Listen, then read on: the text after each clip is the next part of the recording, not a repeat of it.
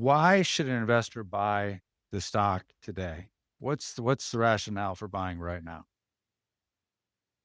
Well, I think you've got an overarching copper story, which lends itself to these types of high reward plays, right? The real pot of gold at the end of the rainbow for us is being in the right rocks in the right region with a deposit model that is absolutely massive. The opportunity in front of a Star Copper investor today at a $50 million market cap. I think you look across the valley there at a DoubleView that is quite a bit ahead of us, but we are on that same trajectory. And the world is going to press forward on these initiatives of the green revolution, the opportunities, rebuilding some of these infrastructure plays, and copper's at the forefront of that. And we've got a project that certainly can deliver on all of that. British Columbia being a mining province with multiple projects, they're going to need to fill a gap. And we feel like we're situated in this sweet spot here of smaller market cap companies that with a little bit of success on the drill bit and a bit of a tailwind, you've got a massive opportunity to take advantage. What's the market cap of W at this point? Between $600 and $700 million Canadian. So if you just do as well as they did, you should be a 10 for one shot. Is that what you're saying? Really? It sounds like... I'm not going to say we can replicate exactly, but certainly the path is there to follow, right? So again, like Lawrence was talking about, he was picking at that PEA, right? That's the path. So first step there is complete the drilling. Second step would be deliver a maiden resource. All right. Today we've got Star Copper, and Darrell Jones, CEO, is here to tell us all about it. He's got his technical guy, Jeremy Hanson, on as well. Go ahead, Darrell, take it away.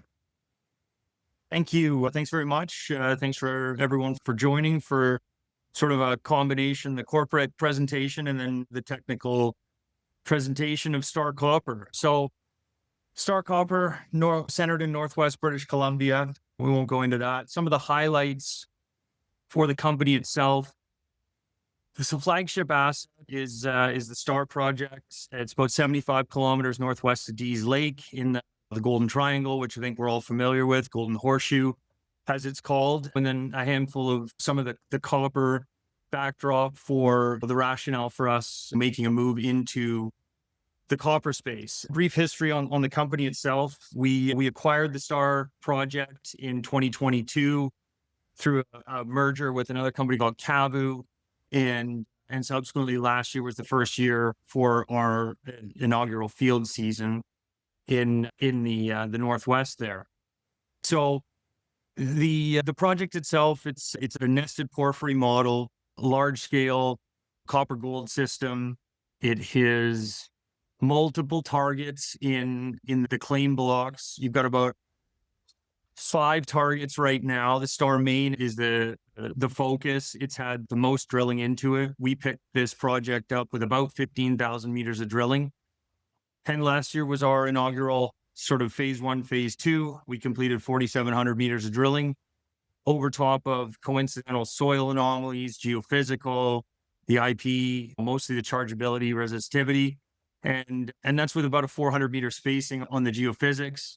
And so one of the first things or middle of this program here is we're looking to tighten up that framework. We've got a 3D IP survey and a deep MT planned over top of it, or over top of all of the targets for that matter. Data set's quite complete. We've got all the existing core on site. Geologic models have been pieced together over the last program. And this year is going to be very transformational for us. We're well financed with about $12 million for work on the project. We're planning on doing between 10 and 15,000 meters of definition drilling on the Star Main target, and then also testing these 4 other satellites, which are lookalikes to the Star Main. So it's a very big year, and then likely to finish up the year with a maiden resource on the project. You get a little bit into the team. Myself, for the last deal I did with some of the team members here with Brad Nickel and Sean Charlin was Alpha Lithium. So we acquired the project down in Argentina. We raised close to $100 million for it over a 2.5-year term. and then ultimately exited with a $313 million cash transaction for shareholders. And so Brad Nickel is now the chairman, Sean Sherlin and myself were founding members of that company. A bit of history on myself. I've worked on BC copper gold porphyries since the start of my career and ranged from investor relations to all the conferences, financial advisor, financed, worked on them, and then subsequently back here now working on the STAR project. Jeremy, who's on the call, senior project geologist, was project manager for the STAR project during its tenure with Prosper Gold. So he's got an intimate knowledge of the project, comprehensive database. Everything's all been organized by him. So continuity of information is obviously extremely important.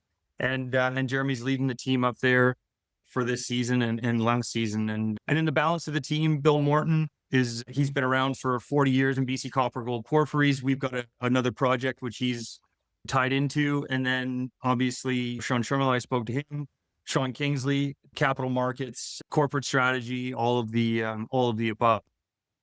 I won't go into too much of the historic work from previously 2004 to 2008. Obviously, you can see the names, the companies. You've got monster deposits in and around this region. So historic work, 2004 to 2008, Fire Steel Resources was the original Maiden drill program, 23 holes, significant trenching. And then Prosper Gold followed that up. Pete Bernier and Dirk Templeman-Cluett with, call it 10,000 meters of drilling. And subsequently, we acquired it. 25 was the first year. So 4,700 meters for us. And then now the additional geophysics over top of it, tighten up the models, and then 10 to 15,000 meters of drilling will go into the suite of projects there. So this is just a little tighter map on it, highlighting where we are in relation to the large, massive copper gold porphyries, Red Chris, GJ, Shaft Creek, Galore. And then DoubleView Gold right next to us has had a phenomenal run.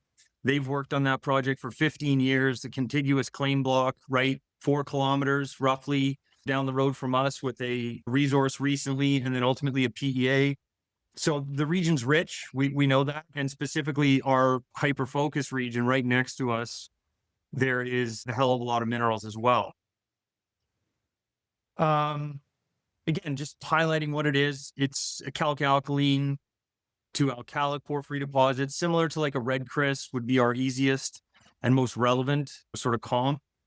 There's multiple mineralized structures, phases, the drilling. We're picking the ball up here, maybe not at the 5-yard line, but certainly at the 20-yard line and running with it. So getting a project with 15,000 meters of drilling into it, comprehensive database, multiple targets.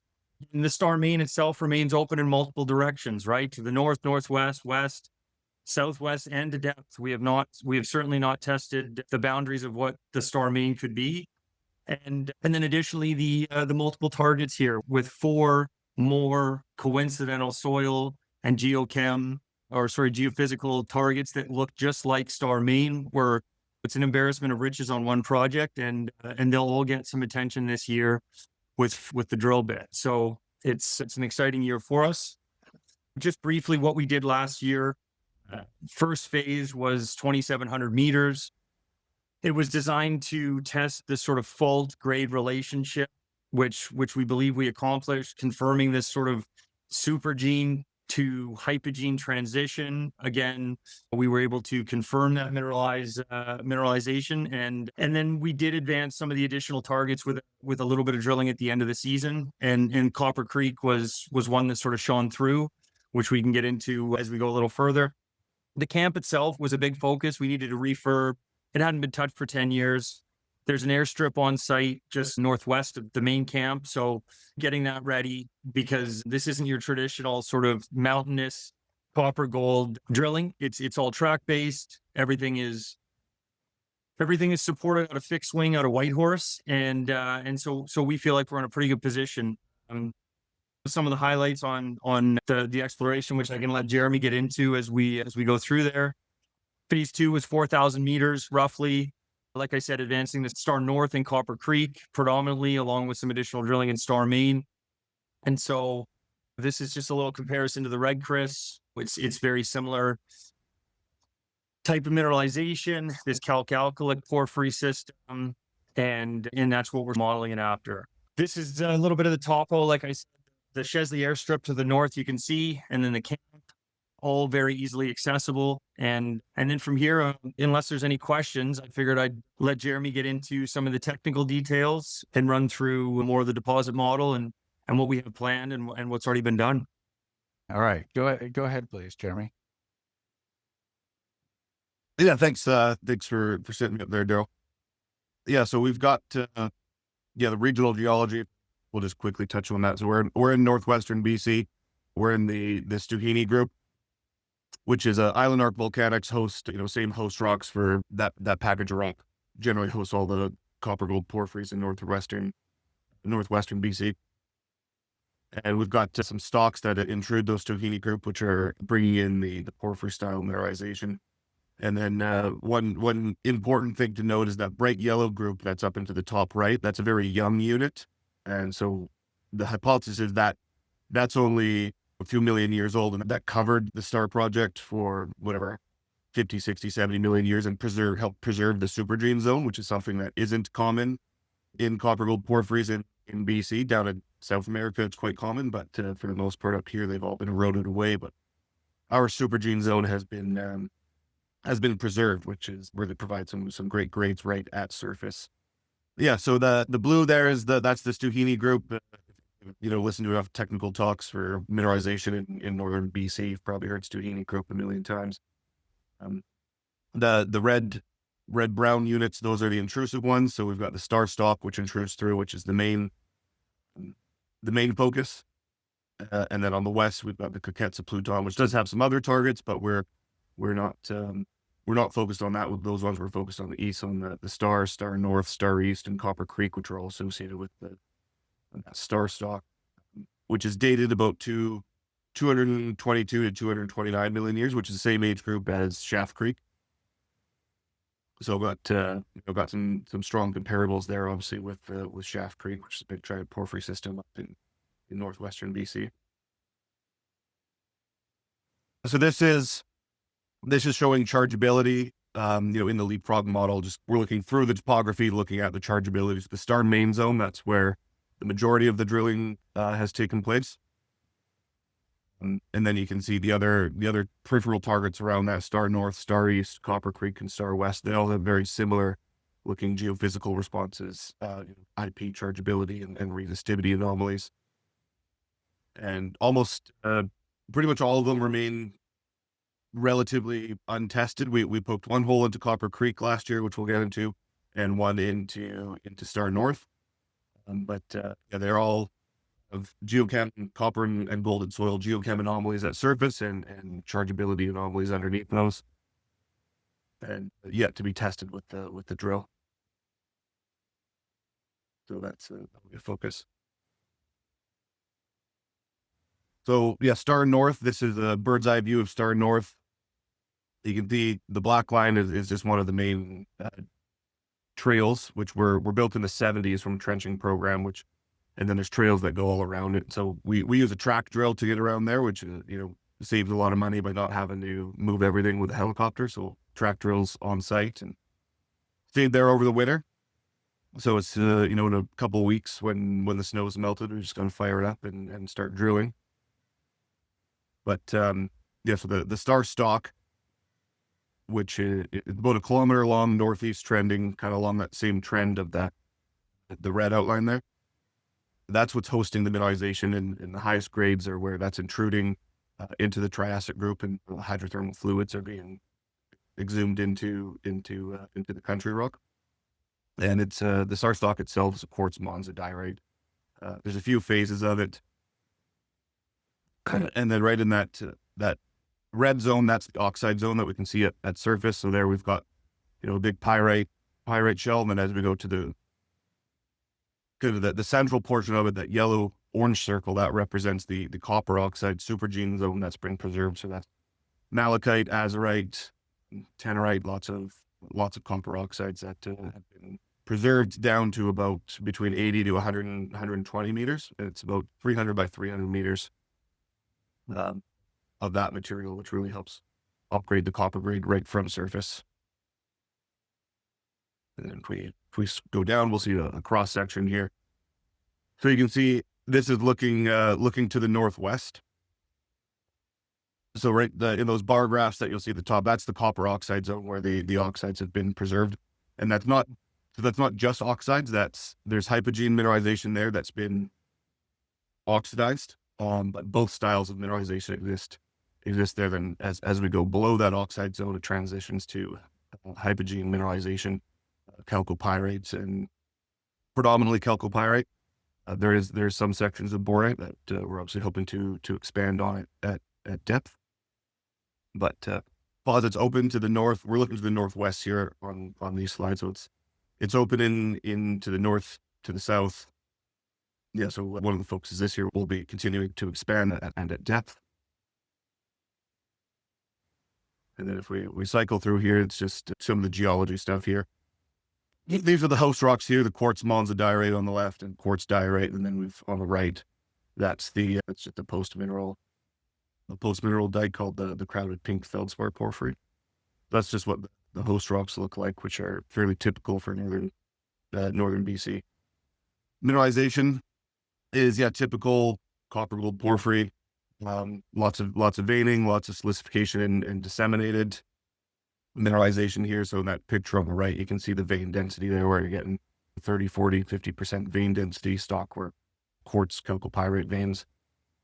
Lots of cross-cutting relationships, which you want to see because that's just evidence for multiple mineralizing events. And then, so this is what some of the veining looks like. Obviously, that's what we like to see, like tons of quartz chalcopyrite. That's where the majority of the mineralization is. And this is from a lower section in hole 37, which was, was around 1% copper, and it's at a nice zone down about 350 to 400. So that's going to be obviously a focus to determine where this zone came from, where it goes, the lateral extent of it, as it is 1% copper, which is, if you're finding hit 500 meters of 1% copper, then you're doing phenomenally well. So trying to find where this 1% material, where it goes, where it came from, that's going to be a big focus. And that's down to 400, and we have it at 100 meters as well, or right from surface down to 100. So we can connect those and find that chute where you've got a 1% copper going from top to bottom. That'll really have some phenomenal results. This is just showing, more technical stuff for the veining. So these are the early veins: quartz pyrite, chalcopyrite. Just the point of this image is you can see the veins there. They're kind of wispy and sinuous. So that means we're closer to the heat source. We're closer to the mineralized quartz monzonite. And then as we go to the next one, on the next slide, the veins become a bit more sinuous. So this is just demonstrating the evolution of the system, that as you get a little further away, the veins become more planar as the system is cooled down a bit. So we can use those, even just those textures, to vector towards higher grade mineralization, where we also want to be into the more sinuous, wispy veins as opposed to planar stuff. So we can use the same model at any of the targets that we're drilling: Star North, Star East, Copper Creek, Star West.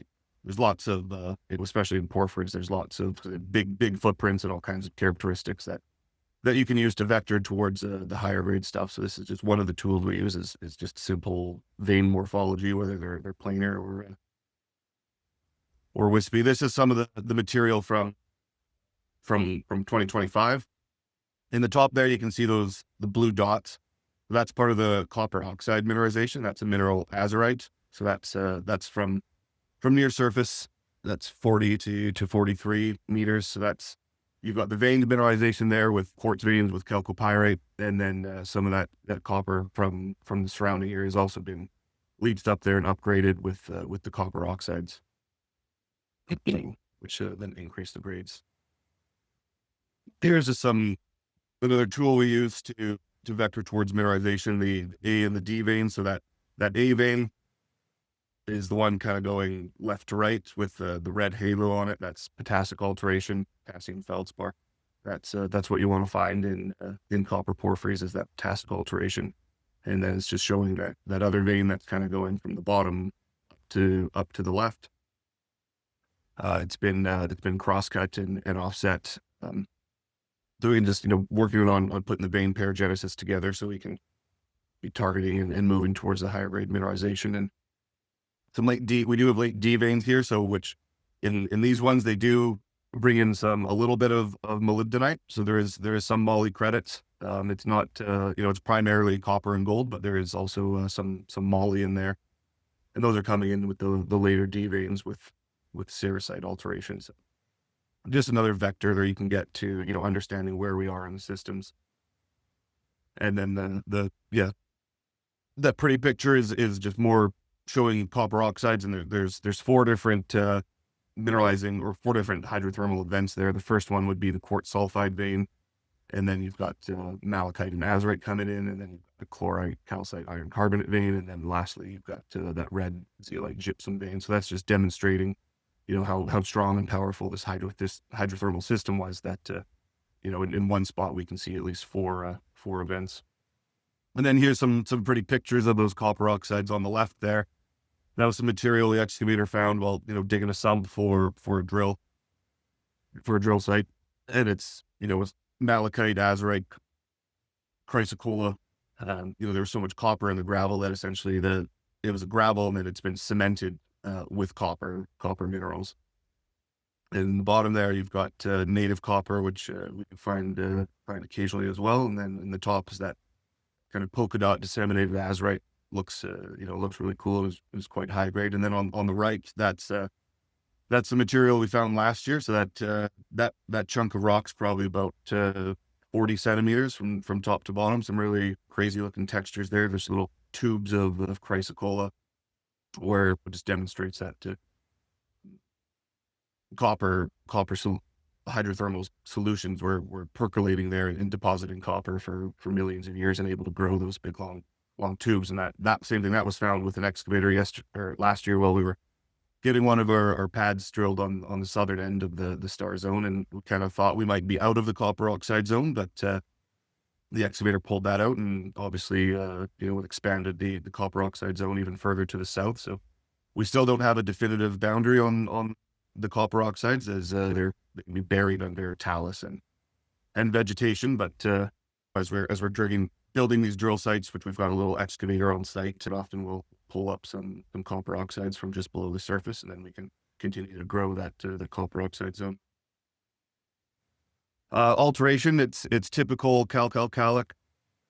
So we've got near surface is the argillic alteration, which is the chlorite, sericite, clay, and lots of pyrite. So you can see gossainous stuff from the air, and while you're mapping, and if you find that argillic alteration, you could be looking for something directly below it. And then next you go into propylitic alteration, which is very extensive and widespread, is what you'd expect in a nested porphyry system, where you probably have 4 or 5 quartz monzonite intrusions that have brought in this propylitic alteration. And then the phyllic alteration, that's where you start to get the actual mineralized fluids with disseminated chalcopyrite.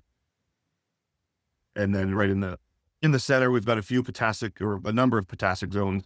That's where your highest grade is going to be in those strongly potassic altered. That's where you primarily chalcopyrite and bornite zones, which are hosting the majority of the copper and the gold. So it's for the alteration model, it's nice that it is pretty textbook.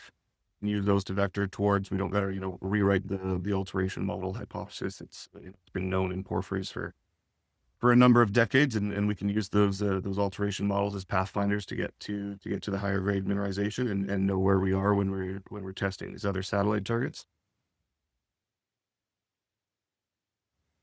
And so to summarize the drilling, so it's pretty young project in terms of drilling. It wasn't. There was in the 70s, there was some sporadic drill holes. They were primarily focused on Copper Creek, and that data was not well recorded. We've got some old maps that we've georeferenced and been able to pull some of the callers from there, and some old results from I think George Cross newsletters, but there was no solid database from 1970. So the real drilling started in the early 2000s when it was staked by a few geologists and prospectors, and then optioned to fire steel. So they did, between 2004 and 7, they did 23 holes, primarily right in the copper oxide zone, all pretty short holes, 250 meter holes, great results. And then they optioned it to Prosper Gold Corp in 2013, and they did a few deeper holes, proved the system, had some guts and some depth and could be expanded. And then it came back again with them in 2014 and did another round of drilling, 20 holes, continued to grow the system, expanded at depth and laterally. And then essentially it sat idle for basically 10 years. Until Darrell and his group was able to acquire it all through CAVU. And then last year was STAR's phase 1 initial program, 4,700 meters, where we did some confirmation drilling, ensured that all the historic data is accurate and reliable, and then expanded at depth and laterally as well.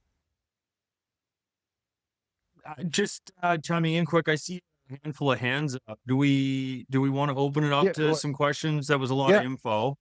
Yeah, I think we can go ahead and do that. Brian, go ahead, please get us started. Yeah, thanks, Matt. I just wanted to get in early before my question got stolen by somebody, but real quick, what the hell happened last August with the share price? Yeah, it's a great question. I would say a combination of an extremely tight share structure, the market's lifting off. We had the start of the drill program, a handful of sort of marketing initiatives that all took the reins, and lo and behold, we caught lightning in a bottle. I was the easiest or the shortest explanation for it. So, yeah, that's kind of what I thought for that kind of a spike, and to get that couple of cease trading or circuit breakers going the way down. It did kind of catch my attention. Just another question, follow up real quick. This looks to be a typical BC porphyry, large, lower average grades than most porphyries, but making up for that size. How do you see this developing? Are you going to be able to find some higher grade? Are you looking to get it into the size range of typical BC porphyry at these grades? A little bit of both. What do you think? I'll let Jeremy ask some of the technical stuff, but internally, we've got some size sort of definition of Maiden resource we'd like to get to. Obviously, Jeremy highlighted some of these deeper, higher grade systems that they're not insignificant widths. There's a drill table coming up. It shows about 26 meters at almost 1% copper, right? So we do definitely have the right ingredients, and the results are there.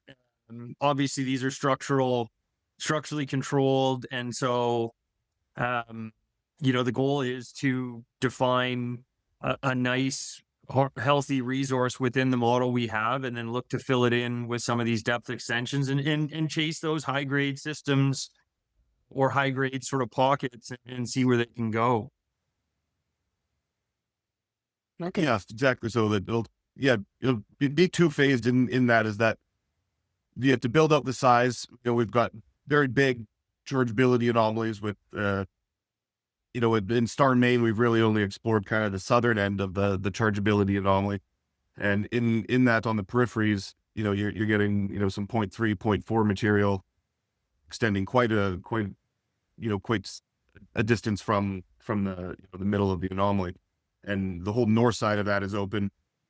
So the idea is we can, get big volume of rock, of well mineralized rock, continue to expand that.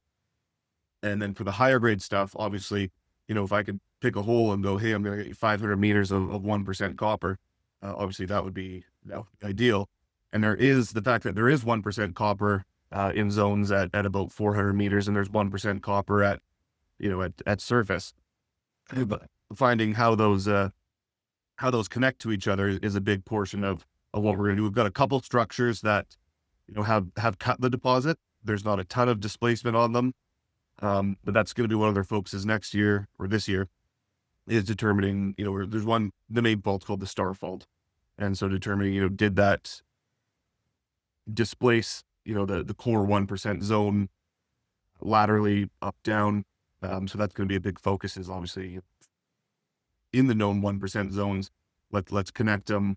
Let's find how they do connect, where they go. And that'll be a big target, is to, obviously find those 1% zones. Okay. That's all I got. All right. Thank you, Brian. Graham, you're up. Darrell and team, just want to say, congratulations on your raising the money, and you guys have done an extremely good job of getting access to capital in what's been a pretty choppy junior market. I did have a little bit of a concern about the share structure. I was curious if you could tell me, because I'm reading different things depending on the side I'm on, what percentage of the shares are owned by insiders and management? And do you guys have any, is there any interest in, like, now that you're fully funded, do you think you'll continue to see any dilution, or are you essentially good for now and this is how it's going to be for the foreseeable future? Yeah. So insiders and management it's going to be 20+%.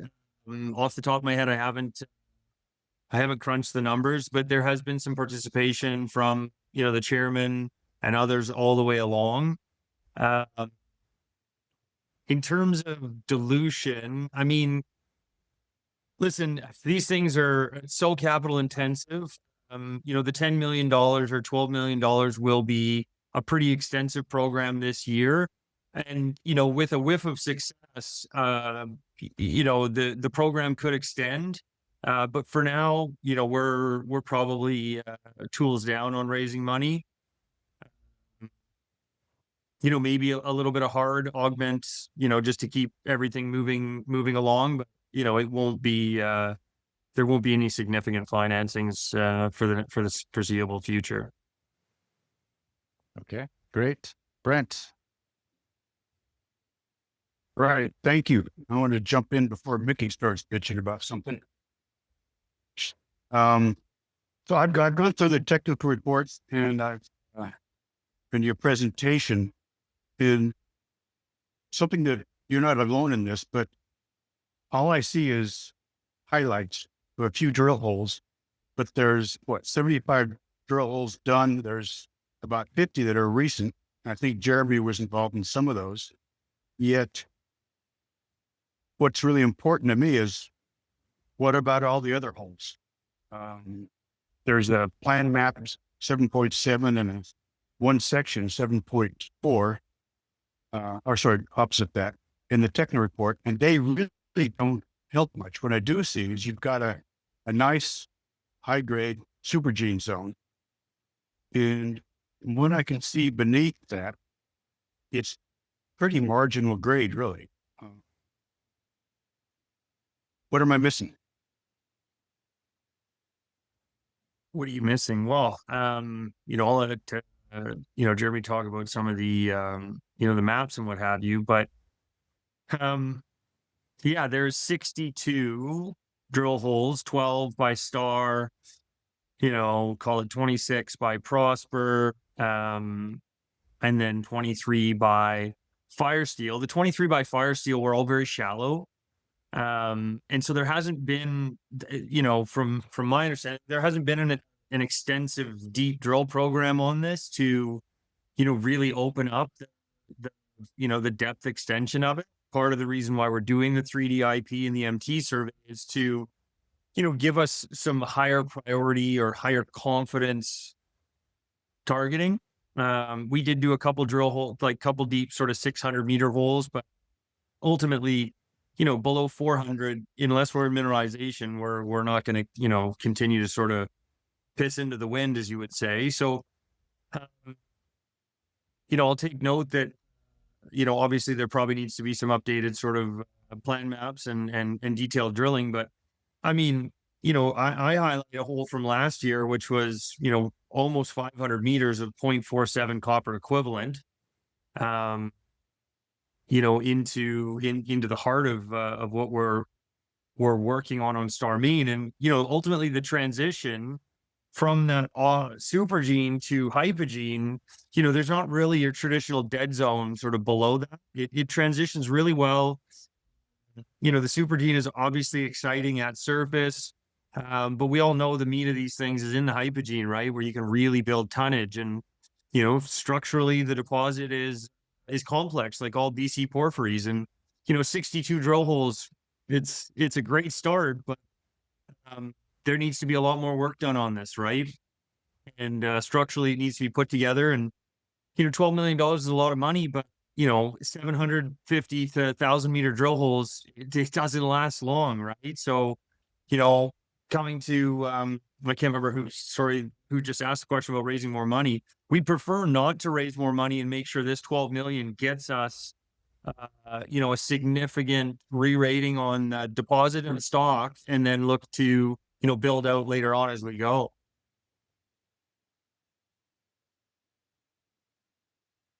All right. I guess that answers it. So far, though, I'm not seeing much to indicate you're getting, really decent grades or high grades in the primary mineralization. Is that accurate?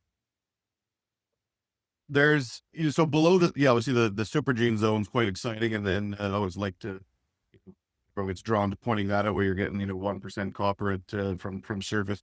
As we go below that in the kind of 20 to 30 millivolt section in the IP anomaly area, you're getting kind of some 0.3 copper to 0.4 copper, which is obviously not, the super high grade stuff. But, the majority of the drilling has been in that, 250 meter zone, which was primarily targeting that high grade oxide zone.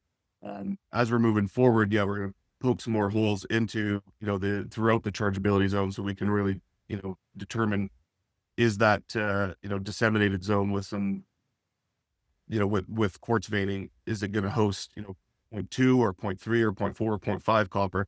And then when we tap into, some of those 1% zones at 400 meters, really connect those and try to get to, those higher grade 0.5 copper and above, obviously with the gold associated as well. But there is lots of room to grow that, big bulk of it, kind of around that 0.3 to 0.5% copper zone.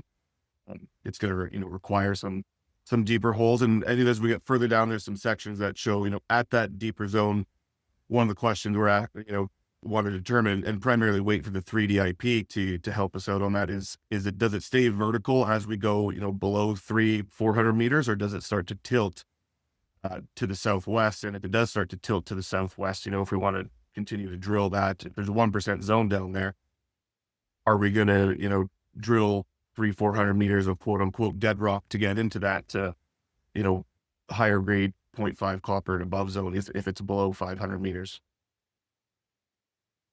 And, not to sound sort of cheesy or promotional, but ultimately this is the opportunity, right? It's 62 holes into a BC copper gold porphyry. There's sniffs of 1% at depth.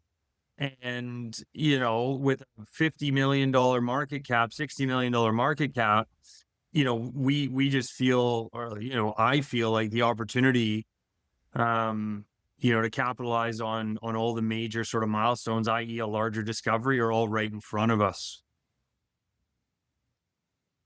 All right. Well, thanks much and good luck to you. Okay. You have roughly 60 million shares outstanding. Is that correct? I think it's like 52. I just got, 52-ish.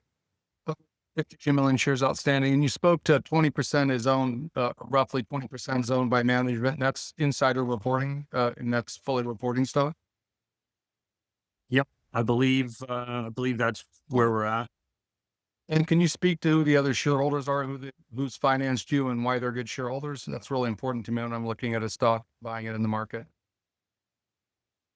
Yeah. So, coming back to, as I mentioned, Alpha Lithium, we obviously built a pretty good following out of that, which wrapped up. And so we've taken the approach to go back to the well. And so they've been big supporters of us, predominantly a retail network. And just speaking to the strength, we do have a pretty healthy warrant coverage, which has been, when the stock was 225, everyone was holding tight, and so we've still got long-term shareholders that have amassed large positions. From the flow-through side, we've been very selective in who we've brought in. 9 Point has been a big supporter, and for the most part, right now, it's been a retail network of existing shareholders that have supported us throughout not only Alpha Lithium but other deals that were successful. So more smaller shareholders. There's no 9.9% shareholders or Nothing to that extent as of right now. okay. Thank you. All right. Thanks, Jeff Phillips. Good to see you. Mickey Fulp, please go ahead. I'm going to address my questions to Jeremy, and I want to talk a bit about, pardon me, the quote supergene zone. So I'm a bit confused. I have lots of experience in copper oxides. There is supergene enrichment, is that correct, on top of the primary mineralization? Yeah, so in the supergene zone, you've got the quartz monzonite with hypogene mineralization in it. If you got ton of rock open, you've got disseminated chalcopyrite, you've got veined chalcopyrite. Occasionally you'll find some borite in there, and then on top of that, you've also got the malachite and the azurite. But it's not just dead rock that's been enriched. It was primary hypogene mineralization. And then the idea is that some of the, copper material from below has been circulated up and precipitated in that top, 80 to 100 meters. But it's not just, dead rock that has just had copper oxides. It's both. Right. So what you're saying is some of that oxide mineralization is residual, and some of it may be upgraded through supergene processes. Is that correct? Yeah, that's the hypothesis. And then that's the reason we think it was preserved was that the level mountain volcanic group was in place directly on top of that, and kind of prevented it from being eroded. So could I legitimately call it residual sulfides versus supergene enriched? Yeah, some of it's residual oxide mineralization instead of supergene enriched. Yeah, I think it's not, we're not 100% clear how much of this has been enriched or how much is residual. Okay. So you've talked quite a bit about the copper oxide. What are your size projections on copper oxide and your target grades for something that you might try to mine at some point? Yeah, so the copper oxide zone right now, we've got it approximately 300 meters kind of north south and 250 meters east west. At the deepest part, it goes down to 110 to 120 meters, and then all the copper oxide stop existing, and it's just pure hypogene mineralization. As you go out to the peripheries of that, maybe that's only 50, 60 meters deep. And so what size are you looking at? Give me a ballpark tonnage. Could you do that in a ballpark grade? That, well, I don't have the numbers on the top of my head, but what would that be? 10 million ton? Uh-huh. At what kind of grade? Copper, that'd probably be about 0.6 to 0.8. Okay. So the next question would be, and bear in mind, I have probably too much experience in copper oxide deposit. Your mineralization is malachite, azurite, tenorite with a bit of native copper, and I'm saying tenorite. I don't know if I got that from but black copper oxides. Yeah. So the black copper oxides are notoriously difficult to leach. Let me put it this way, they don't leach as well, low recovery, and the other two species are acid consuming carbonates, malachite and azurite. So then the next question to follow up on that would be, where is a possible source of sulfuric acid and anywhere near the Golden Triangle?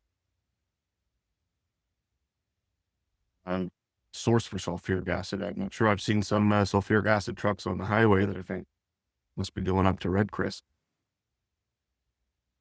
Okay. Yeah, I mean, Do you know where that comes from? I think it came Sorry, from go Florida. Pardon? Well, the truck I seen that had acid in it was being trucked up from Florida. Right.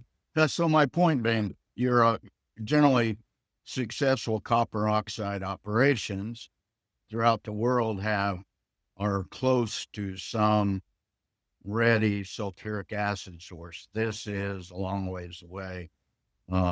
So sulfuric acid's always the most expensive cost input to a copper oxide operation. So looks to me like maybe that's problematic.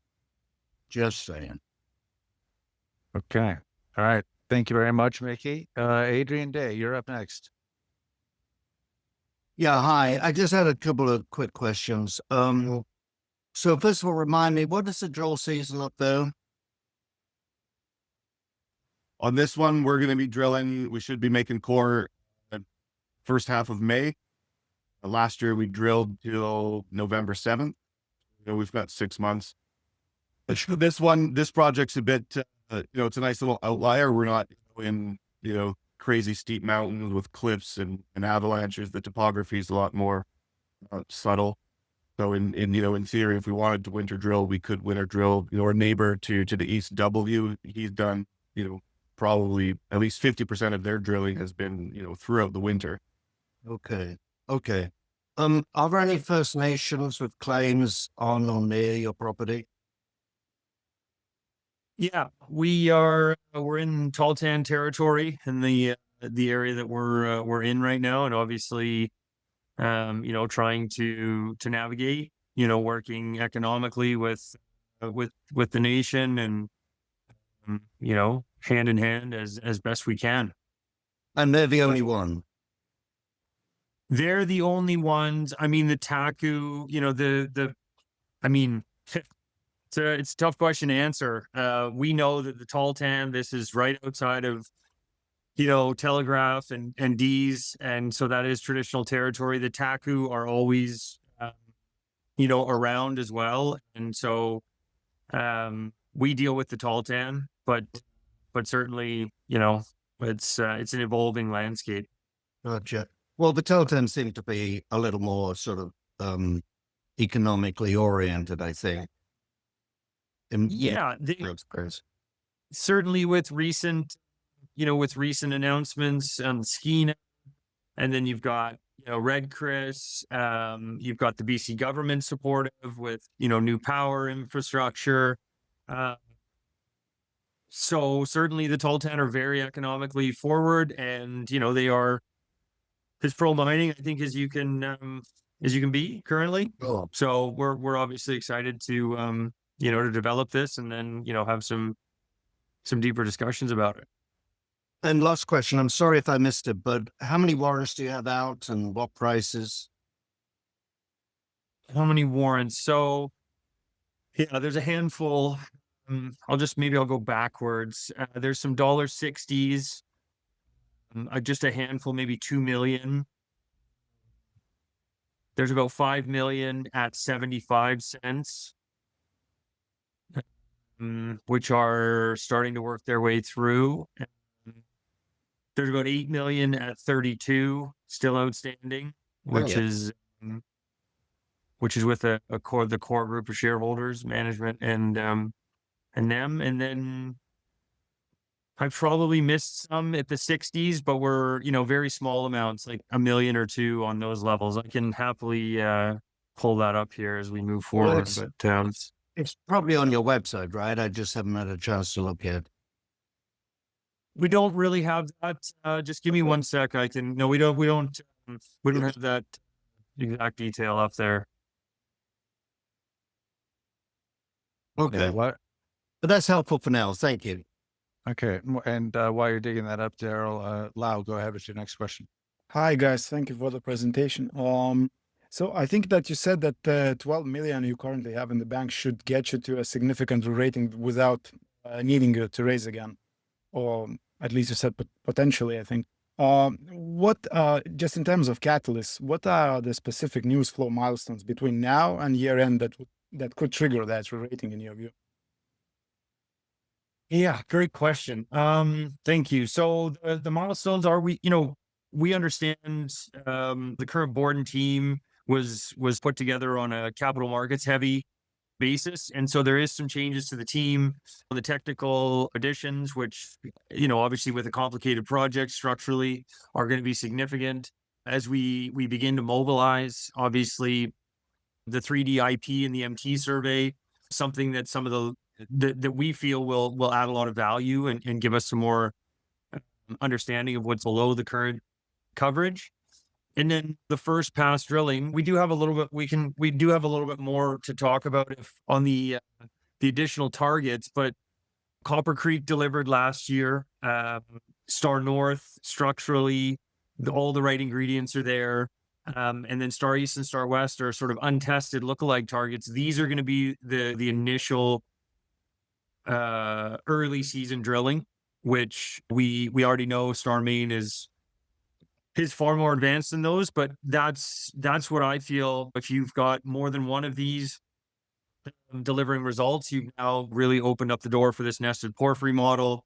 And then even coming back to some of the other questions, if the grade's not blowing the doors off, having more than one of these to build the tonnage is absolutely a number one priority for the company. We're going to continue to chase those high grade systems at depth, but in all likelihood, with 4 more targets that are all lookalikes, the chances for success and building those tonnage numbers on a deposit model are increased dramatically.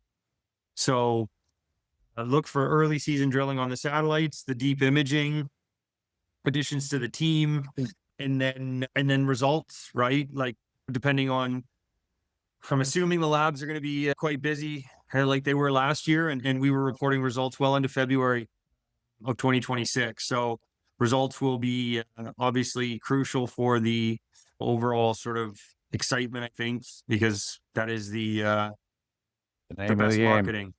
Yeah, it's the best marketing. And with a maiden resource, when is that? You said you hope to do that this year. Was that this calendar year or? Yeah, so ultimately the density and the spacing on the current set of drilling is it was done with the understanding that a resource would be sort of positioned by the previous operator. So we're pretty happy with the current set of drilling, and we've already started doing some internal modeling on it, which will drive some of the additional drilling in 2026. Yeah, so in reality, that's the push, is to get it out before year end. Depending on how quickly we can spend the money and get the holes in the ground and then ultimately turn them around.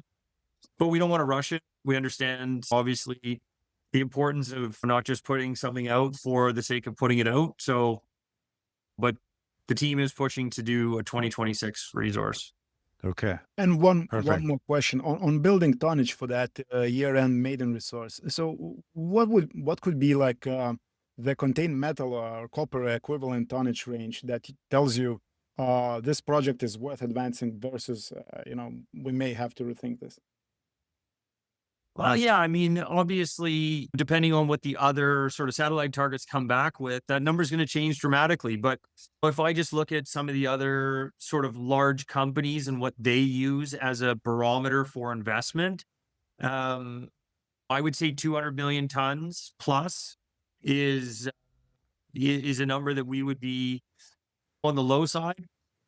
Again, maybe that's just Star Main. That number can increase dramatically if one of the additional targets comes through, where you're potentially doubling those numbers or even pushing towards what DoubleView just did with a 600 million ton resource.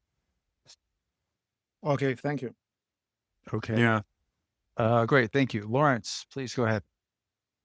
Well, clearly you're in a great region there. your neighbors, DoubleView, have a plus $700 million market valuation at the moment. So, that part of it is very exciting. Now, the first comment I would make, actually, and really a comment to the other members on the call here, is that the grades on Star are actually very attractive compared to the average grades they're reporting at the neighboring Hat deposit. But my questions are, first of all, do you have any comments on DoubleView's PEA? And then I wonder if you can compare and contrast, the Hat and the Star projects.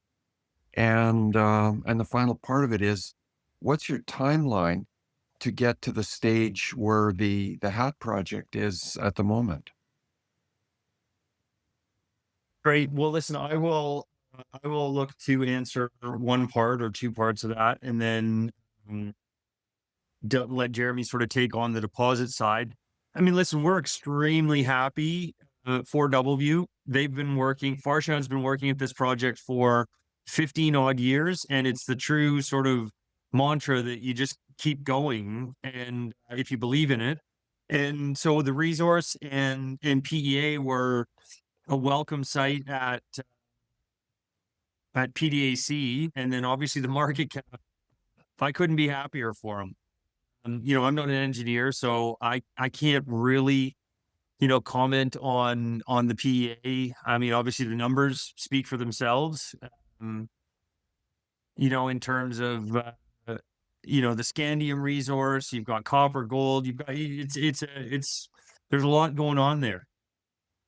Maybe Jeremy, if you want to talk about the deposits and the differences. Yeah, I haven't done a super deep dive into their deposit, but from what I collected is, I think it's quite a bit more, maybe more alkalic and more mafic related. So I don't think it's it's not a mirror system of the Star, and Hat's not a mirror of the Hat project. I think a lot of their higher grade mineralization comes in more mafic intrusives with, kind of almost even up to semi-massive chalcopyrite. I'd have to do realistically a much bigger deep dive to try to compare deposit to deposit. But yeah, certainly we're happy with, how much they've been pushing. And yeah, when I was back with Prosper in 2014, they just kind of walked away from it and let it sit. Well, Farshad just kept trucking through that year after year, so it didn't have the 10-year hiatus that the Star project has. And certainly shows that all those years of work and grinding that they put through is resulted in a pretty phenomenal state of this project right now. Okay, and what would it take for you guys to get to where they are? Right. Sorry. Well, I mean, if we very high level, if we just look at it, they've got 50,000 meters of drilling. We've got 18, and by the end of this year, we'll sort of be halfway. So, I'd love to be able to say we'll have a $300 million market cap when we get halfway. But ultimately, we would look to deliver on the resource, and then, maybe in 2027, you start to piece together the next steps on the engineering. But I think there's still a lot of work to be done, as some of the other commentators made, right? We have some high grade to chase. We have some structural, sort of extent that needs to be chased down. So, we don't want to run before we walk, right? No, that's great. A great model to follow, and if you get anywhere near where they are, it'll be a win for investors. Great. Lawrence, thank you so much. Gary, please go ahead. Yeah, guys, thank you for the presentation. I've just got a couple of questions. The resource, the Maiden resource, the target is end of 26, maybe it goes a little bit longer. You talked about chasing some of these high grade areas, these systems. As you go to chase these, is that going to take you a little bit longer in order and push you out from reaching your your timeline in order to be able to express the resource. And then,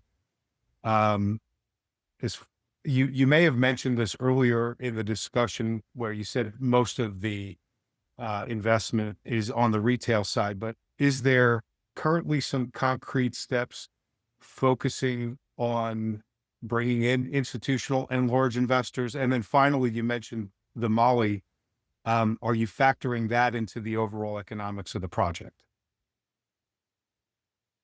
Okay, thank you. So at the start, I guess it was the resource. The goal is because the spacing on the current drilling is comprehensive. We do have a bit of a head start on what's currently there. So we will, like I said, I think maybe I'll take a step back. Part of the planning this year is going to be, somewhat focused on this deeper IP and 3D, which will, give us the ability to fill in some of the gaps on Star Main, and then ultimately look to test deeper. I don't think any of the deeper drilling will pull us away from that ultimately.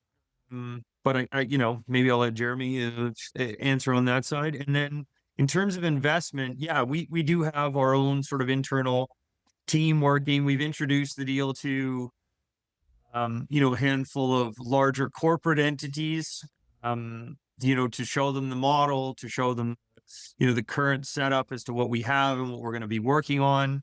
I've spent a bit of time with, some of the investment banks or some of the broker dealers with their analysts introducing the story. And so we're putting the, sort of brick by brick, trying to just continue to push. What are they looking for? What do we need to deliver on? What are the investors looking for? What do they want? And then corporately, if we do know there's a lot of companies moving back to Canada that are looking at BC, cutely named Chile North. So, we're actively sort of actively pushing the story out to what ultimately would be an end buyer or, an investment arm, and then also to the, sort of investment community to attract some of those institutional names, and look to deliver for investors on one of those potential strategies. Okay. So is the timeline to the resource more desired internally, or is it you have a pretty firm process picture here to get there this year? Well, listen, it's probably, a little from column A, a little from column B. The desire is to attribute some value to the current setup that we have, and ultimately, centered in some reality because of the spacing on the drilling and because of what we have. And it potentially doesn't need a lot of infill. We have had some discussions with resource geologists that, sort of gave us the indication that some of what we have might even sort of roll over into indicated from inferred. So, we're already sort of taking the steps to, speak to the professionals that would be working on this and, sort of letting them lead the discussion. And then obviously we want to set a realistic goal for a target that we can hit, with an aggressive field season and the money to do it. Thanks, Darrell. Appreciate it. Okay. Thanks, Gary. It's like we got Dominic and then Doug. Dominic Frisbee, please go ahead. Thank you very much, folks. And a lot of my questions have already been asked. But just coming back to this issue of the warrants, you say you don't publish it on your website, and on your presentation, both the one on the website and on your website more generally, in the presentation you've just given now, one of the first things I look for is a slide which says how many shares outstanding, how many warrants, a pie chart with who the main owners are, and some basic information about the company, where the share price, what the share price has done for the last year, that kind of thing.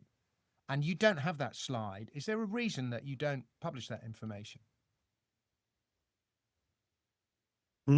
I mean, it just, it's not necessarily a specific reason why we don't. We just haven't in the past. And, based on the initial structure of the deal with the current investors we had, it just wasn't a relevant thing to, to public.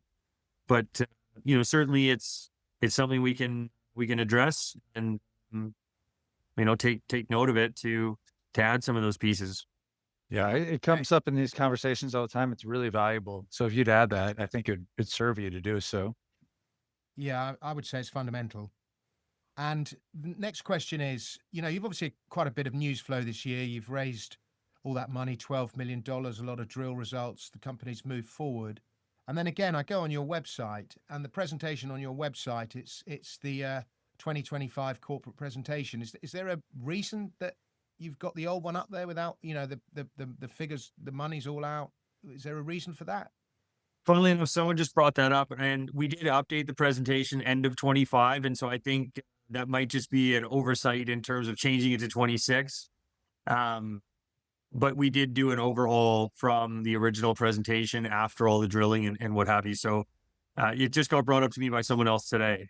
And then, sorry, secondarily, what were the other thing that you mentioned was missing? There's none of the news that you've had this year, the raises, the drill results, none of that is incorporated in that presentation on your site. Okay, well, listen, I'll have to have a look at it. I was No, I mean, it might just be an accident. I just wondered if there was a reason for it. That's all. No, it's putting the raises in there. Obviously, your comment on the slide as to how much money has been raised. Certainly, that's something we can add in. But that you've got $12 million is a big sell, and on the site it says you've got $4 million in cash. Sorry, on the website. Yeah, on the presentation on the website it says we have $4 million in cash. Oh, okay. Well, there you go. It's that certainly is an oversight. That's something that was missed. All right. Okay.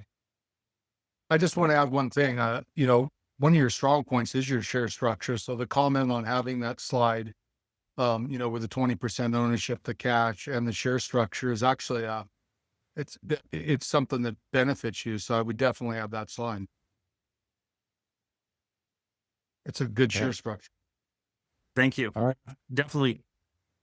All right. Thanks, Dominic. Doug, do you want to add anything last before we wrap up here? Well, I purposefully didn't research STAR before the presentation because I tried to take this strictly from the point of view of a retail investor who would not be very familiar with geological concepts or geological terms, of which we've used about a score. I don't think most people could define properly, and that's problematical. So I tried to approach it from that point of view. In fact, I'm not completely sure whether when we've been talking about dollars all this time, have we been talking about Canadian dollars, which are worth about 71 cents US, or are we talking about US dollars? Canadian dollars, yeah. Well, we should have made that more apparent. But I have a lot of questions, and of course, I can answer those questions with further research. What I take away is that the company's got a market cap of about 45 million US. Is that correct? Maybe a little bit under that. But yeah, somewhere close to there. Okay. And we've done a lot of drilling. We've figured out a lot of things. I don't know what the drill spacing is, or I know that there's surface expressions, which are oxide copper. Okay, Mickey talked about that. I don't know whether there's enough of that to be really economic, but once we get deep, that's all sulfide. Am I correct? Yeah. Okay, so I've got a lot of unanswered questions that I'll dig into, but it seems in the part of the world you're in, surrounded by big deposits, the market cap of the company is not unreasonable. What's the normal trading volume of the company right now? Once again, I decided to come into this not knowing anything, just to see how much I could learn from the presentation, which was very interesting, but it was academic. I suppose there was no mention in the presentation of numbers or dollars, which, I mean, length of drill hole and grade. That's what I wanted to hear. I didn't hear that. And the dollars, the costs of doing things to get us from where we are to point B and then hopefully point Z. Anyway, look, I'm not trying to complain. I think it's interesting at this market cap based upon what you've said and the questions that have been asked.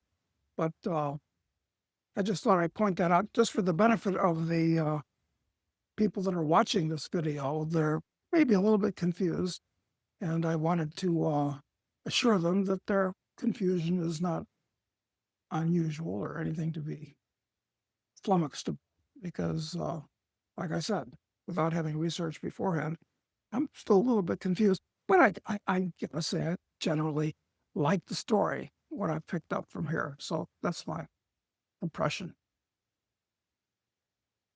Thank you. Darrell, what's the daily volume? What is that typically?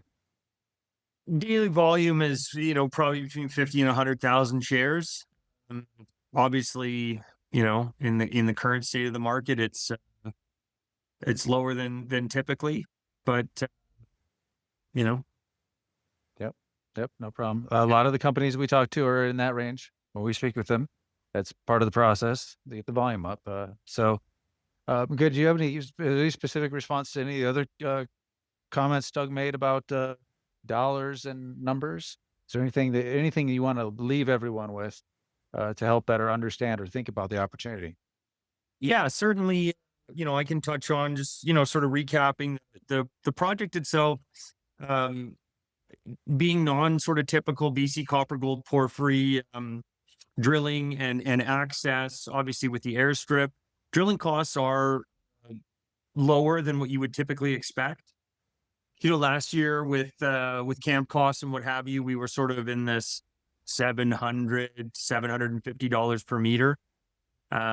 And so, not heli supported, not mountainous terrain. You've got track mounted drilling, you've got ease of access. And, in a perfect world with some nice competent rock, those numbers can be lowered, right? So, we would shoot for sort of $600 to $650 per meter, which gives us the ability to, conservatively estimate 15,000 meters this year. But, that number could expand, right? In terms of, the investment in, the $45 million US market cap or sort of $60 million Canadian market cap with the milestones in front of us, we're obviously very excited to, take that sort of $10 to $12 million and put it towards initiatives or milestones that, we feel are significant for, the investors that are in the story and that trust us with the capital. So, we're pressing forward on an aggressive year, and we've got some aggressive milestones to meet, and everyone's excited to be able to work on it and deliver for for the shareholders. Just one last question for you. Well, I'll say first, in fairness, you did mention the drill costs before. You did say $7 to $750 in a comment. I did hear that, but why should an investor buy the stock today? What's the rationale for buying right now?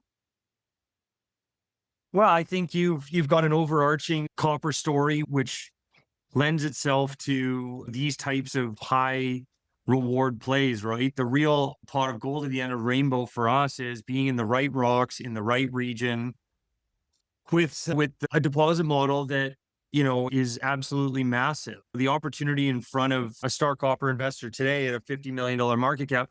I think you look across the valley there at a DoubleView that is quite a bit ahead of us, but we are on that same trajectory. And the world is going to press forward on these initiatives of the green revolution, the opportunities, rebuilding some of these infrastructure plays, and copper's at the forefront of that. And we've got a project that certainly can deliver on all of that. British Columbia being a mining province with multiple projects, they're going to need to fill a gap. And we feel like we're situated in this sweet spot here of smaller market cap companies that, with a little bit of success on the drill bit and a bit of a tailwind, you've got a massive opportunity to take advantage. What's the market cap of W at this point? Between $600 and $700 million Canadian. So if you just do as well as they did, you should be a 10 for one shot. Is that what you're saying? Really? It sounds like I'm not going to say we can replicate exactly, but certainly the path is there to follow, right? So again, like Lawrence was talking about, he was picking at that PEA, right? That's the path. So first step there is complete the drilling. Second step would be deliver a maiden resource, and then look to start on some engineering work, right? Obviously, there's, you know, when you break those paths out, there's a whole lot of steps in between. But we feel like we have a shot ultimately with the, you know, right rocks, right region, right age, and, you know, some high grade to chase. We all know the Red Chris story. The second they drilled that deep hole, it was game on, right? So, you know, the 3D IP, we feel like we've got all the right pieces that, you know, as they slot in. And then, like I said, a bit of a tailwind. We all know the markets are extremely fickle and everyone seems to be sitting on their wallet, but you know, it's the setup is once in a lifetime for the copper stories, and you know, specifically this project is poised to deliver in our opinion. Okay. Awesome. Darrell, that was great. I really appreciate it. You and Jeremy, thank you both so much. You guys can go ahead and head out from here, and we'll plan on getting this published on Thursday. But thanks so much for the presentation. Really appreciate it. Thanks, everybody. Really appreciate the questions and the opportunity. Excellent. Thanks, everyone. Hey, Matt. Yep. So just so you know, like you know, these guys don't have the financials on the website, like someone was saying. So they have a link to CDAR. So it's pretty easy now with, you know, anybody with a laptop can type up CDAR and, you know, Control F search that there's 32,600,000 warrants outstanding, which I don't think that's like a, insane number. I mean, obviously, since like, you know, the company's going to have some warrants outstanding. It's not like zero would be reasonable either, but those are all going to come back. And a lot of them are at 30 cents and 70 cents and whatever. And the average volume's 100,000 a day. And they've spent money with something called upswitch marketing, where they spend about $250,000 a month Canadian, you know, to send email blasts and these things. And, you know, it's sort of a lot of, wait, EB, did you say $250,000 a month? yeah, they've done a couple of little, they did $1 million with one campaign. They did $500,000 with another 60-day campaign. And so this is very common, by the way. This is not like totally unusual, but what I'm saying is when we get into this, like, you know, what's your burn rate and what are you paying the guys up at camp or whatever? I mean, a lot of money goes into email marketing. And it's marginally effective. Like I can look at the volume on the periods where they were sending this, and it's very difficult to say that money is well spent. So all that to say, that none of this means it's a total no-fly zone. Don't get me wrong. It's just these things are very important. What that means to me is I would be looking for the geo guys on the call to say something big could come out of here. So, because my point is that if something moderate comes out of here, not a lot's going to happen, you know, because a lot of these warrants are going to come in. A lot of these people are going to turn over the shares. Any sort of volume is going to get soaked up. And I just don't like riding on these media campaign things. I don't think they're effective. I see companies waste a lot of money on them and they sort of hide it in the financials, but it's easy to find. I mean, it's pretty easy to find this stuff. So I think the big question is, are they going to hit something of size? And my takeaway from listening to the guys that have, you know, college degrees in this that are on the call was probably not. I mean, it seems like it's the right location. This is a marketable location, but I think they really have to stumble on something good, or else they're going to come back in here, you know, and have to just keep chugging along. The stock is flat. Copper's $6. They have a quote from Jeff Curry on the website, but I mean, it's sort of like just a little bit of sprinkling of various narrative things. I mean, I don't think something really large is going to happen, but I'd love to be wrong about that. If somebody on the call can tell me that I don't know what I'm talking about on that, that would sort of make Could me I- think $1 is fair. Can we define large? There's a large has different meanings, and he talked about 200,000, and he said maybe we might have these other sites another 200,000. Is that considered large by these standards or not? I would want to hear Brent Cook's microphone come unmuted Yeah, to help with that unfortunately, answer. Yeah, Brent couldn't stick around for this. He this left. part of it. Mickey, I mean, I think because my experience has been that the cost of getting something up there into actual production, which is like obviously we'll all be dead by the time that happens, is really high. So like, that you need like a lot of size. I mean, it's not going to be like a 1 million ounce gold deposit type thing that's feasible. I mean, Brian, London. I mean, is there anybody else? Yeah, they define what's big enough there?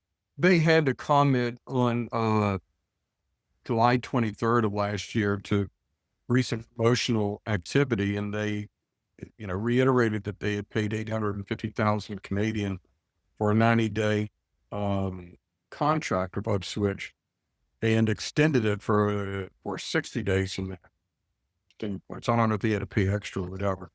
As somebody who sells services to junior mining companies, I'm in the wrong business. Yeah, no kidding. Yeah, I'm thinking Do exactly not the do same anything thing. like that. I need to get into these promotions. Talk to me, Dominic. I apologize. I've got to Welcome to jump the off dark this. side. Okay, I've got so a 12:30 appointment I've got to get to. Hey, Okay, just well, just Jeff just Welch, to thank you for joining us. address Evie's comment about size. So the Hat project next door, they're measured and indicated as 609 million tons, with a grade of 0.21% copper and 0.18 grams per ton gold. Now that gives the company a $700 million valuation. So we could argue whether or not that valuation is fair, but there's a set of numbers that you could use as a milestone or a marker for what they would have to achieve to get market attention. And Lawrence, when you kind of listened to what had happened, there was a couple little holes going here and there. When you heard all that, did you think like that's a marker that is within reach? I mean, does that seem like something they could stumble on, or are they going to have to go through many seasons of poking around up there? Well, this season with 10,000 meters of drilling is going to put them a long ways toward knowing whether or not that is within sight. And in that region, and with the number of prospects and the massive area of mineralization that they've already uncovered, it certainly has the scope to achieve what the Hat project has achieved.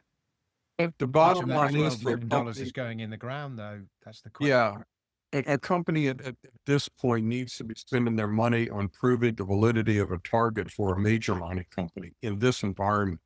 They need to attract a major for a joint venture so they don't get diluted out trying to drill off a porphyry. And they also get the validation of the major. So, I would recommend to them that's precisely what they should do. They should stop marketing and just try to get some drill holes and get in front of majors. Because as Doug has put many times over the years so well, all of these things are burning matches, and you need to get something done before your fingers get singed as an investor and as a shareholder and as a company as well. So they need to, they should get a joint venture by someone on this project. Those are good points, Brian. And relative to what Lawrence brought up, that HAF project, 700 million tons, did you say 0.21, very low grade copper, and what was it, 0.18 of a gram of gold. Is that considered economic? Because Well, the PEA shows it to be economic, and in fact, it comes out to a $6.7 billion Canadian NPV using historic prices, and at spot prices, a $13 billion Canadian NPV. What's the CapEx in that? But you discount that heavily, Lawrence, as you know. I mean, Of course. But Especially when you look anyway, to Doug's point, is it potentially economic? Yes, potentially it is economic. But will DoubleView develop that mine? No. And as we were discussing, it would have to be a major. And I think the plan for Star at this point is, do enough work to show that it has potential to be of interest to a major. And the potential is there clearly. But like anything, it's an exploration play and high risk, high reward project. Yeah, so I think it's good exploration play. Based on my questions, and you probably gathered that I think they should discount the oxide potential, mainly given where they are in the world and lack of sulfuric acid source. I guess my real concern here is the only exit strategy. I agree with Lawrence wholeheartedly and Brian that the only exit strategy is finding a JV partner with a major. Not to be Debbie Downer, but I guess my real concern is in this part of the world, there are 3 major porphyry copper deposits that have been known since the mid-50s when they were first discovered, that have never gone in production. That would be Galore Creek, Shaft Creek, and the Kerr Sulphurets, whatever, the Montgomery's Mitchell zone. So it's tough part of the world. They have some advantages because for this part of the world, they have relatively good climate and terrain. You can gather that by their cost per drill meter. It's not over 1,000, it's 750. But to me, it's a long-term exploration story. Well, and another way to look at it, though, and clearly at the end of the day, the exit is going to have to be a sale to a major. But between here and there, if they can replicate what DoubleView has done, which is get to a PEA, show that it is potentially feasible, economic, and then just dump the stock at a $700 million market value for an exploration play. True. So not a bad fallback position. Not to say that I'm sure they're going to do it, but it's certainly within reach for them. Well, it's a $3.5 billion Canadian dollar capex. So it is an optionality play. Now in gold, there are no longer any optionality plays out there because everything is economic. But it's a copper optionality play. I think that's the niche this belongs in. I have some concerns about, I do have some concerns about those warrants, as EB said. 32 million, that's a lot of warrants, and they're at quite low prices, some of them. My other concern is I like a CEO who's like, any numbers you ask him, he's got the numbers instantly on recall. So he can just say the numbers straight away. He doesn't need to look stuff up, and he's not, it's about 40 million. I think the CEO should have those numbers on instant recall.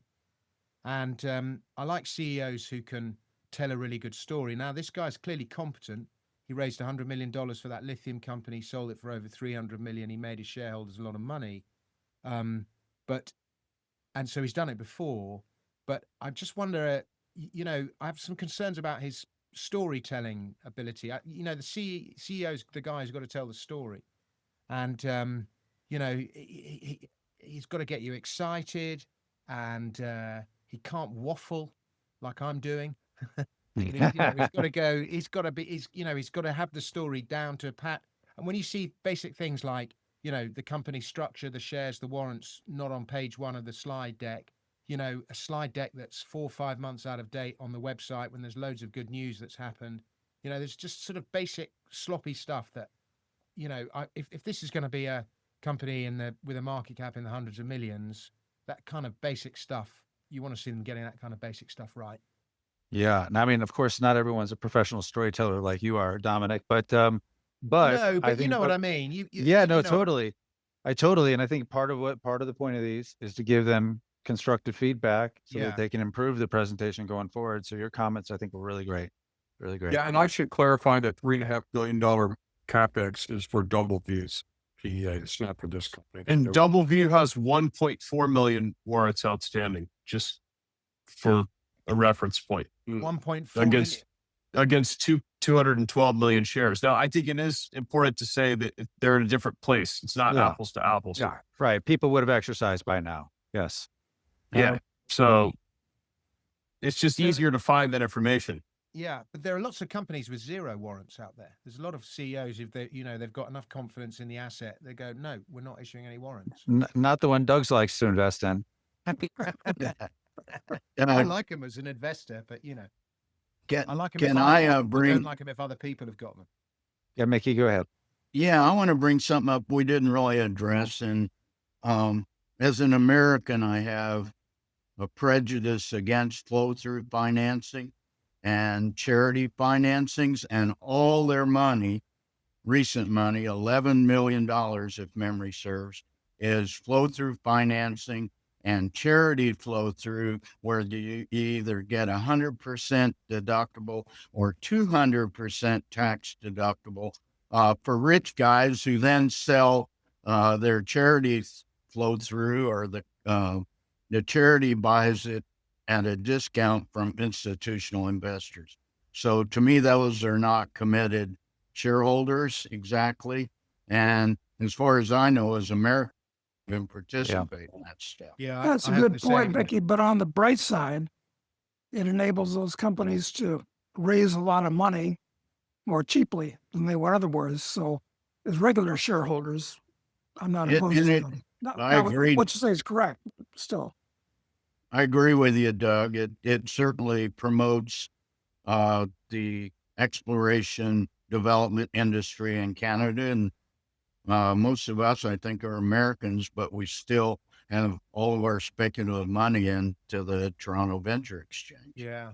Well, Mickey, that's another thing is I agree about the flow through. They do serve a useful purpose, but they do enable lifestyle companies as well. I don't think this is a lifestyle company, by the way. I think it's a genuine explorer, but they do enable that. But the other doubt, if you like, and I'd be interested to see what you guys think, is it's not on the venture. It's on the Canadian Securities Exchange. And again, for European investors, the Canadian Securities Exchange is a pain in the butt to buy. The venture's much easier. Obviously, it's got the OTC listing in the US, but again, that just puts a bit like the warrants. It just puts a dampener on what's possible, how much capital can come in. I would just like to add something. Yeah. So I like Darrell and I like Jeremy. I thought they gave a good presentation. I like the project. I like the location. I like the market cap. And I like that they found some high grade systems to pursue. But I was confused on their timeline. When I asked a little bit more, it was more of a desire to achieve something than a hardened process. And there was a few other things I think that have been expressed where some folks have been confused about some things, either not presented at the ready or not on the website or not in the presentation. And so there was just a little bit of confusion. It makes it difficult to be certain to allocate right now. I would like to see a little bit more progress on the drilling program, because that would bring some more certainty to what Lawrence was talking about as far as potential is there. And if that potential is there, I think Doug was saying it's basically 10-1. If we have a little bit more clarity that potential is within reach, rather than a little bit of confusion, I think it would be a lot easier to move forward. Yeah, I think I personally, it sounds very interesting to me, and I know the least of any of you here, but their neighbor certainly makes it very interesting. I mean, pointing that out, I think, makes it very, very interesting. And the presentation could be improved. I think there's no doubt about that.